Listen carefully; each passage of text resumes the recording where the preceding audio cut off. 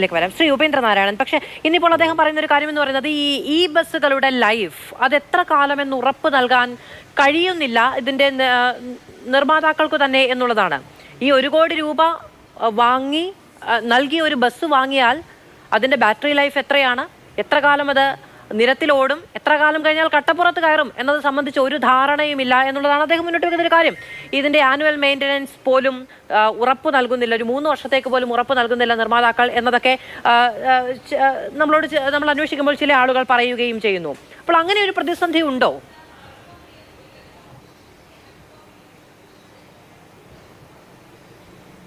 തീർച്ചയായിട്ടും നല്ലൊരു പോയിന്റാണ് അങ്ങ് ഉന്നയിച്ചത്. കാരണം ഈ ലൈഫ് ലോങ് ആയിട്ട് ഇലക്ട്രിക് ബസ്സുകൾ ഓടില്ല, നാം മനസ്സിലാക്കണം.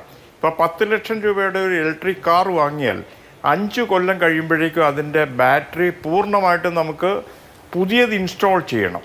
അപ്പോൾ 10 ലക്ഷം രൂപയുടെ കാറിൻ്റെ ബാറ്ററി എന്ന് പറയുന്നത് 4 ലക്ഷം രൂപ വേണ്ടി വരും പുതിയ ബാറ്ററി ഇൻസ്റ്റാൾ ചെയ്യാൻ. കാര്യം ബാറ്ററി ലൈഫ് വളരെ ലിമിറ്റഡാണ്. അത് ബഹുമാനപ്പെട്ട മന്ത്രി പഠിച്ചതിന് ശേഷമായിരിക്കും ഇങ്ങനെ ഒരു തീരുമാനം അദ്ദേഹം പറഞ്ഞത്. പിന്നെ പൊളിറ്റിക്കൽ ഇഷ്യൂസ് ഒന്നും എനിക്കറിയില്ല. അതേസമയം ഡീസൽ എഞ്ചിൻഡ് വെഹിക്കിൾസ് അല്ലെങ്കിൽ CNG ബസ്സസ് എന്ന് പറയുന്നത് അത് ലൈഫ് ലോങ് ആണ്. അതിനകത്ത് കാര്യമായിട്ട് ചേഞ്ചസ് ഒന്നും മാറ്റണ്ട, എഞ്ചിൻ മാറ്റണ്ട, ഗിയർ ബോക്സ് മാറ്റണ്ട. ടെക്നിക്കലി ഈ ഇലക്ട്രിക് ബസ്സുകൾ റിച്ച് കൺട്രീസിലേക്കാണ് പറ്റുന്നത്. കേരളം മാതിരി അല്ലെങ്കിൽ ഇന്ത്യ മാതിരി ഒരു രാജ്യത്തേക്ക് നമുക്ക് പറയാം 2030 നമുക്ക് എല്ലാം ഇലക്ട്രിക് ആക്കാമെന്ന് പറയുമ്പോൾ സത്യാവസ്ഥ ടെക്നിക്കലായിട്ട് പഠിച്ചിട്ട് പറയേണ്ട ആവശ്യം എല്ലാവരിലും ഉണ്ട്. ഞാനിത് പഠിച്ചിട്ട് പറയുന്നതെന്ന് വെച്ചാൽ ഇതിൻ്റെ ബാറ്ററി ലൈഫ്. അപ്പോൾ ഈ 1 കോടി രൂപയുടെ ബസ് 20 ലക്ഷം രൂപയുടെ ബാറ്ററി എങ്കിലും ഇതുമേ 5 കൊല്ലം കഴിയുമ്പോഴേക്കും ഇൻസ്റ്റാൾ ചെയ്യണം. അത്രയും ബസ്സുകൾക്ക് ബാറ്ററി വാങ്ങാനുള്ള കപ്പാസിറ്റി KSRTCക്ക് ഉണ്ടോ? അതൊരു വലിയ ബാധ്യതയാകില്ലേ? രണ്ടാമത്തത് ഇതിൻ്റെ ടെക്നിക്കൽ നോഹൗ എത്ര മെക്കാനിക്സിന് ഉണ്ട്?